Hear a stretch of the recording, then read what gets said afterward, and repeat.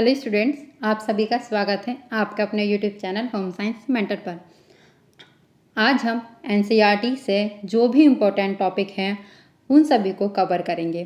देखिए, इसमें हमने वृद्धि और विकास यानी चाइल्ड डेवलपमेंट के कुछ टॉपिक को ऐड किया है, यानी जो भी इम्पोर्टेंट हमें लगा उसे हमने इस वीडियो में कवर करने की कोशिश की है। जितना हो सके ध्यान से इस वीडियो को सुनें। ज़्यादा कुछ नहीं है, ज़्यादा हम आपका टाइम वेस्ट नहीं करेंगे क्योंकि हमें भी पता है आप सभी का एग्ज़ाम आ चुका है, आपको अपनी भी प्रिपरेशन करनी है।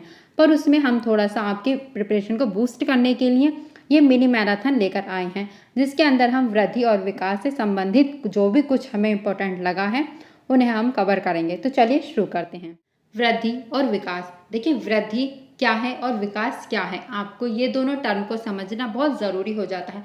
वृद्धि जिसे ग्रोथ कहा जाता है, विकास जिसे डेवलपमेंट कहा जाता है। कभी कभी क्वेश्चन में इन दोनों टर्म को एक ही रूप दिया जाता है, यानी विकास के रूप में हिंदी में आपको लिखा दिया जाता है। जबकि अगर आप इंग्लिश पढ़ते हो तो आपको समझ में आता है कि अच्छा, ये ग्रोथ के बारे में पूछना चाह रही हैं या फिर डेवलपमेंट के बारे में। तो इसलिए आपको क्वेश्चन में एक बार इंग्लिश का जो क्वेश्चन होता है आप उसे पढ़ लेना, जिससे कि आपको समझ में आए कि वृद्धि का पूछना चाहते हैं या फिर विकास का पूछना चाहते हैं। तो चलिए हम सबसे पहले जानेंगे वृद्धि क्या है। देखिए, वृद्धि जब भी आप किसी की लंबाई में, किसी के आकार में, किसी के वजन में परिवर्तन देखते हो तो वो क्या है, वो वृद्धि है।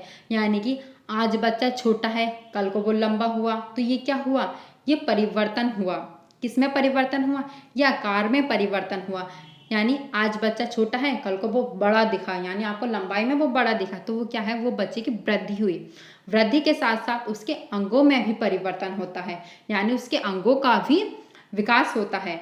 तो वो क्या है, बालक के अंग बढ़े, उसके साथ साथ उसका शरीर भी बढ़ा, यानी उसके आकार में परिवर्तन हुआ, तो इसे हम वृद्धि कहते हैं। देखिए, आप देख सकते हो कि जब भी आपको वजन में परिवर्तन, लंबाई में परिवर्तन और आकार में परिवर्तन के साथ साथ आप किसी भी वस्तु को माप सकते हो। जैसे कि किसी की लंबाई होती है 50 सेंटीमीटर, किसी की लंबाई होती है 152 सेंटीमीटर, तो इसे हम माप सकते हैं। वजन, किसी का वजन 50 किलो होता है, किसी का 25 किलो होता है, किसी का 70 किलो होता है, तो इसे हम माप सकते हैं। यानी कि वृद्धि को हम माप सकते हैं, तो इसे हम मात्रात्मक परिवर्तन कहते हैं। वृद्धि को हम मात्रात्मक परिवर्तन कहते हैं। जबकि विकास क्या है, देखिए, विकास को हम माप नहीं सकते। विकास के अंदर आपको गुणात्मक परिवर्तन देखने को मिलता है।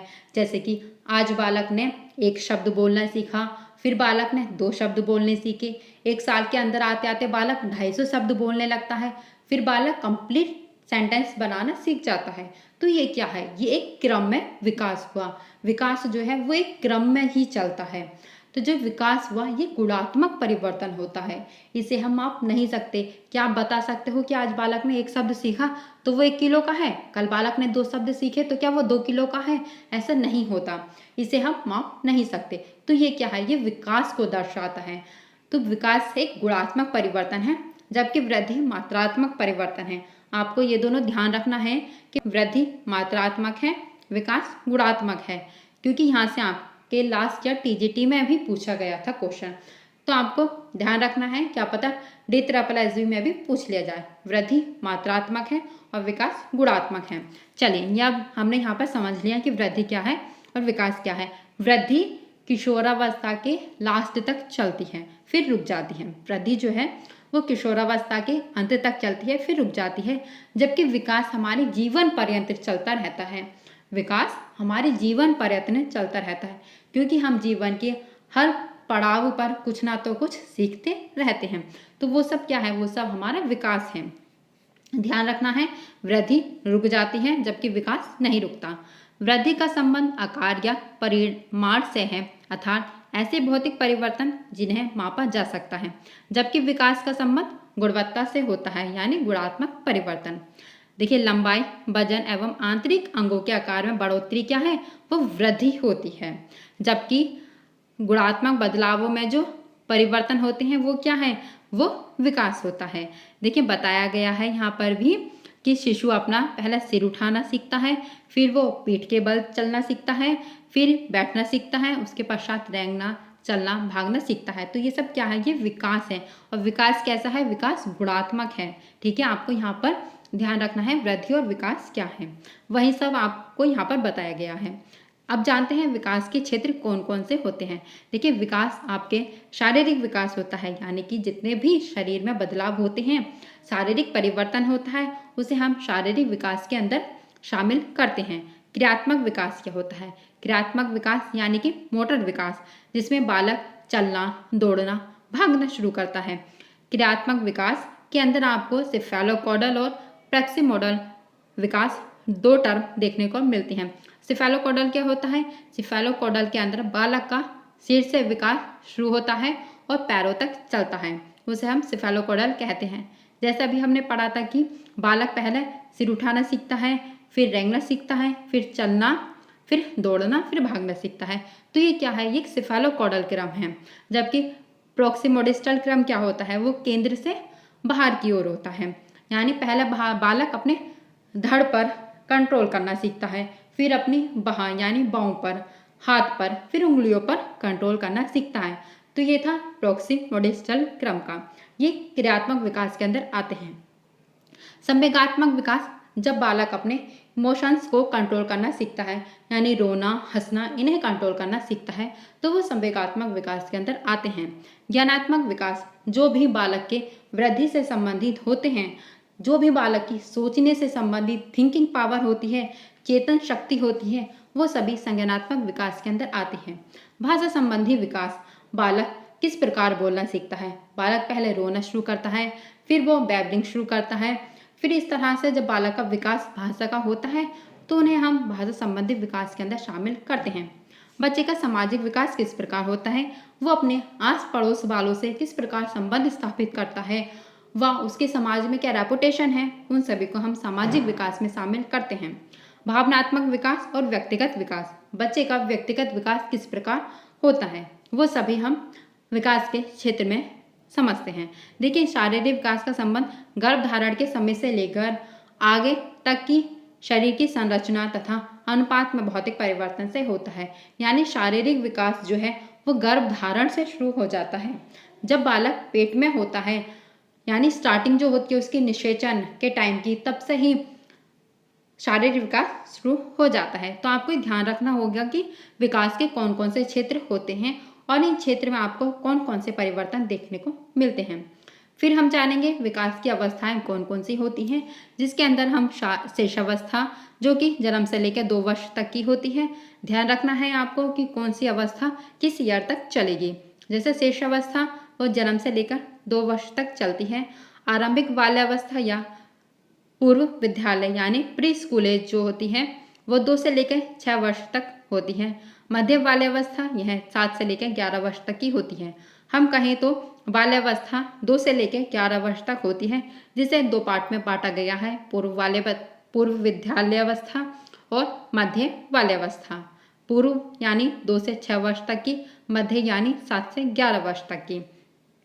किशोरावस्था 11 से लेकर 18 वर्ष तक की अवस्था को हम किशोरावस्था कहते हैं। और वयस्कावस्था 18 वर्ष या उससे बाद की अवस्था। तो विकास की अवस्थाएं कौन कौन सी हैं, आपको ये भी ध्यान रखना है। शैशवावस्था, बाल्यावस्था, किशोरावस्था और वयस्कावस्था, ये विकास की अवस्थाएं होती हैं।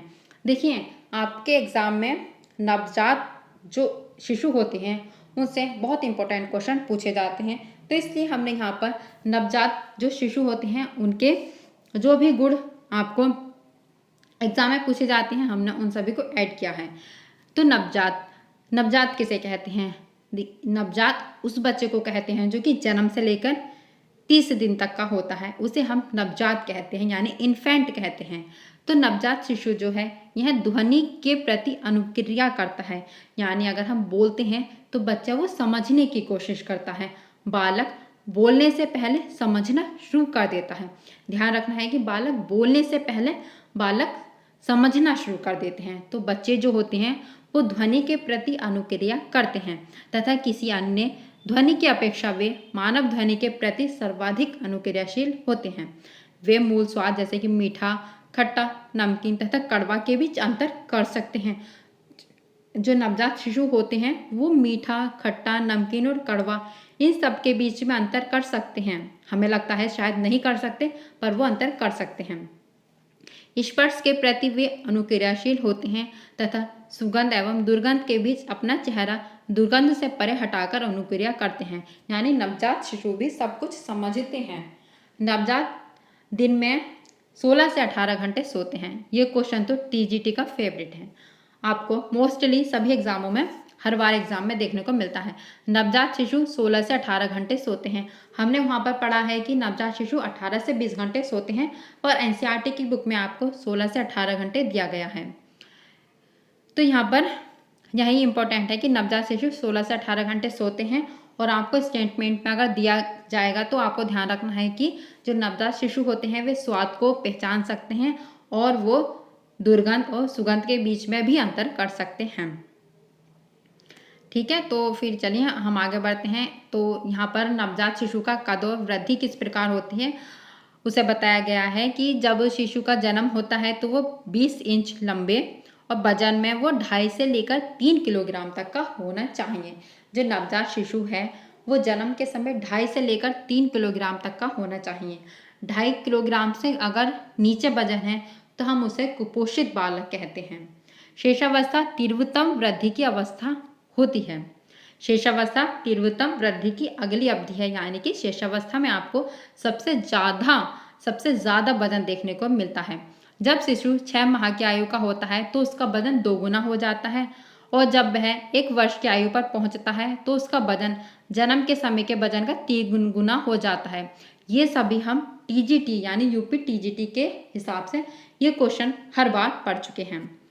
आपने प्रीवियस ईयर लगाए होंगे तो आपको पता होगा कि ये क्वेश्चन हर बार एग्जाम में आपको देखने को मिलते हैं। तो 6 महीने में जन्म का 2 गुना हो जाता है और 1 वर्ष में जन्म का 3 गुना हो जाता है और जन्म के समय 20 इंच लंबाई होती है और वजन 2.5 से लेकर 3 किलोग्राम तक का होता है। ये सभी पॉइंट आपको ध्यान रखने हैं। अधिकांश शिशुओं का वजन 1 वर्ष की उम्र में लगभग 8 से 9 किलोग्राम के बीच होता है। तो ये सभी पॉइंट आपको ध्यान रखने हैं। शेषावस्था यह जन्म से लेकर 12 माह तक की होती है, यानी जन्म से लेकर 2 वर्ष तक की अवस्था को शेषावस्था कहते हैं। वजन 6 माह में 2 गुना तथा 1 वर्ष में 3 गुना हो जाता है, जो कि अभी हमने पढ़ चुके हैं। कद जन्म के समय 50 से 55 सेंटीमीटर। अगर इंच में पूछा जाए तो आपको बताना है 20 इंच। देखिए यहाँ पर लिखा है 20 इंच। और अगर हम सेंटीमीटर में बात करते हैं तो 50 से लेकर 55 सेंटीमीटर और 1 वर्ष में यह 75 सेंटीमीटर तक बढ़ जाता है। सिर की परिधि एवं सीने की परिधि दोनों में वृद्धि होती है। शेषावस्था तेजी से वृद्धि करने वाली अवस्था होती है। वास्तव में यह विदित है कि शिशुओं को उनके प्रति किलो शरीर वजन से लगभग 2 गुनी कैलोरी की आवश्यकता होती है, जो कि भारी कार्य करने वाले व्यक्ति के लिए आवश्यक कैलोरी की मात्रा के बराबर होती है। पर्याप्त पोषण के द्वारा इस आवश्यकता की पूर्ति करना संभव होता है। इसके लिए शरीर को ऊर्जा प्रदान करने के लिए प्रोटीन की आवश्यकता होती है। प्रोटीन क्या करता है? प्रोटीन हड्डियों एवं पेशियों की तीव्र वृद्धि में सहायता करता है, यानी प्रोटीन शरीर की लंबाई, शरीर की वृद्धि में सहायता करता है और अंगों की टूट फूट में भी मरम्मत करता है। कौन? प्रोटीन। कैल्शियम हड्डियों के तीव्र कैल्शियमीकरण के लिए आवश्यक होता है। लोह तत्व यह रुधिर आयतन में विस्तार और वृद्धि के लिए आवश्यक होता है, यानी यह रुधिर का आयतन बढ़ाता है। जो रुधिर का वॉल्यूम होता है यह उसे बढ़ाता है। फिर हम जानेंगे स्तनपान।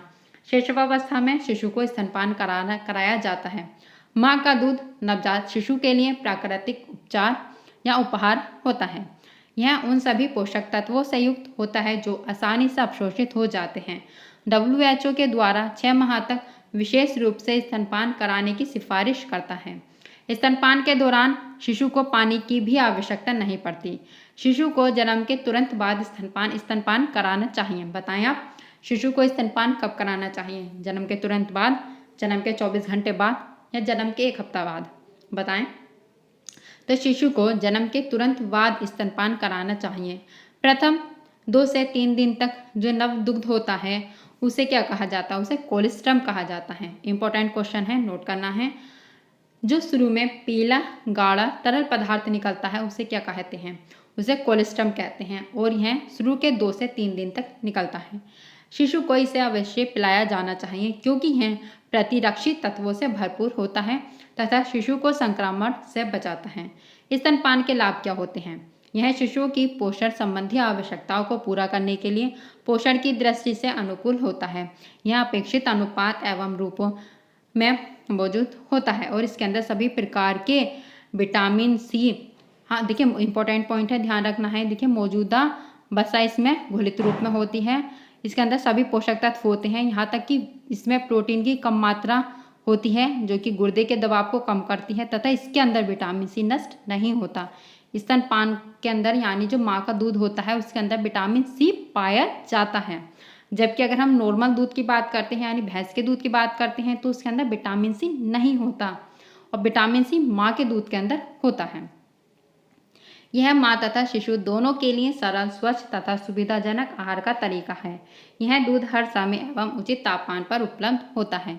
इसमें प्रतिरक्षी तत्व मौजूद होने के कारण यह शिशुओं को जठरांत संबंधी यानी जो पेट के अंदर जो गैस वगैरह होती है, गैस्ट्रोइंटेस्टाइनल, सीने एवं मूत्र संबंधी संक्रमण से बचाता है। इसे प्राकृतिक प्रतिरक्षा कहते हैं तथा यह एलर्जन से मुक्त होता है।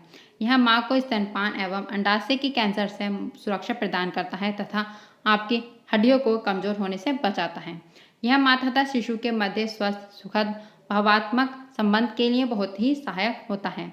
शिशु जानते हैं कि कब और कितना दूध चाहिए, इसलिए यह कहा गया है कि शिशु की भूख ही उत्तम घड़ी है। फिर भी जब शिशु 1 माह का हो जाता है तो स्तनपान के समय अंतरालों को नियमित करने की दिशा में प्रयास किए जाने चाहिए। तो ये था स्तनपान के बारे में। अब स्तनपान के बाद शिशु को जो है 6 माह की आयु में उसे जो हम हल्का ठोस भोजन देते हैं उसे हम पूरक भोजन कहते हैं। पूरक भोजन माँ के दूध के साथ साथ धीरे धीरे अन्य खाद्य पदार्थों को भी देना शुरू करने की एक प्रक्रिया होती है। जो खाद्य पदार्थ देने शुरू किए जाते हैं उसे हम पूरक भोजन कहते हैं। इन्हें 6 माह की आयु से शुरू किया जाता है। पूरक भोजन देना कब से शुरू किया जाता है? तो पूरक भोजन देना 6 माह की आयु से शुरू किया जाता है। यह महत्वपूर्ण है कि पूरक भोजन की प्रक्रिया में दूध पिलाने की बोतल तथा अन्य बर्तनों का इस्तेमाल करते समय अत्यधिक साफ सफाई तथा स्वच्छता का ध्यान भी रखना चाहिए। और आपसे एग्जाम में पूछा जाता है कि टोडलर अवस्था किस एज की अवस्था होती है? तो टोडलर अवस्था 1 से 2 वर्ष की आयु होती है। ध्यान रखना है, टोडलर अवस्था 1 से 2 वर्ष की आयु होती है। इसके अंदर क्या है इसे आप पढ़ सकते हो, डिटेल यहाँ पर दी गई है। देखिए कुछ आपके जो एग्जाम में है वो सीधे टर्म पूछ लिए जाते हैं जो कि न्यूट्रिशन से संबंधित हैं, तो उन्हें भी हम यहाँ पर पढ़ लेते हैं। देखिए जैसे कि PEM का क्या मतलब होता है? PEM का मतलब है प्रोटीन, ऊर्जा, कुपोषण।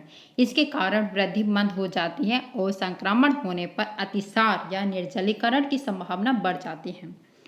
रक्त की कमी से एनीमिया हो जाता है। एनीमिया कैसे होता है? यह लौह तत्व की कमी के कारण होता है। अंधापन विटामिन ए की कमी के कारण होता है। और जो सूखा रोग यानी रिकेट्स होता है एवं ओस्टियोपीनिया या इसे हम ओस्टियोपोरोसिस भी कहते हैं, यह विटामिन डी एवं कैल्शियम की कमी के कारण होता है। तो एग्जाम में पूछ लिया जा सकता है कि PEM की फुल फॉर्म बताएं, क्योंकि ये एग्जाम में TGT के एग्जाम में क्वेश्चन आ चुका है। UP TGT के एग्जाम में PEM है प्रोटीन, ऊर्जा, कुपोषण। इससे क्या क्या होता है? इससे डायरिया और निर्जलीकरण की संभावना बढ़ जाती है। एनीमिया किसकी कमी से होता है? एनीमिया लौह तत्व की कमी से होता है। अंधापन किसकी कमी से होता है? अंधापन विटामिन ए की कमी से होता है। रिकेट्स किसकी कमी से होता है? रिकेट्स विटामिन डी की कमी से होता है या फिर कैल्शियम की कमी से होता है। थायराइड ग्रंथि यानी कि गंड जो होता है यह किसकी कमी से होता है? यह आयोडीन की कमी से होता है। तो ये कुछ इंपॉर्टेंट जो डिसीज़ हैं, यानी डिसीज़ कहें या हम इन्हें रोग कहें, तो ये किस विटामिन की कमी से होता है यह ध्यान रखने हैं। फिर यहाँ पर बताया गया है कि संचारी रोग पर पोषण के महत्वपूर्ण प्रभावों के बारे में पिछले अध्याय में पढ़ चुके हैं। हाँ, ये याद रखना है कि पोलियो, डिप्थीरिया, क्षय रोग, पर्टुसिस, खसरा तथा टिटनेस, यह 6 घातक संचारी रोग भारत जैसे विकासशील देश में मृत्यु दर एवं रुग्णता यानी बीमारी दर को बढ़ा देते हैं। कौन कौन से? ये 6 बीमारियां ध्यान रखनी हैं। और जो ICDS है वो भी इन 6 बीमारियों के लिए सबसे पहले उसने प्रतिरक्षा प्रदान की थी। तो आज के लिए इतना ही। अगर आपको वीडियो पसंद आई हो, अगर आपको लगे कि एनसीईआरटी की ये जो शॉर्ट वीडियोस हैं ये आपको हेल्पफुल रहेंगी, तो प्लीज़ आप हमें कमेंट करके ज़रूर बताएं। तो आज के लिए इतना ही, धन्यवाद।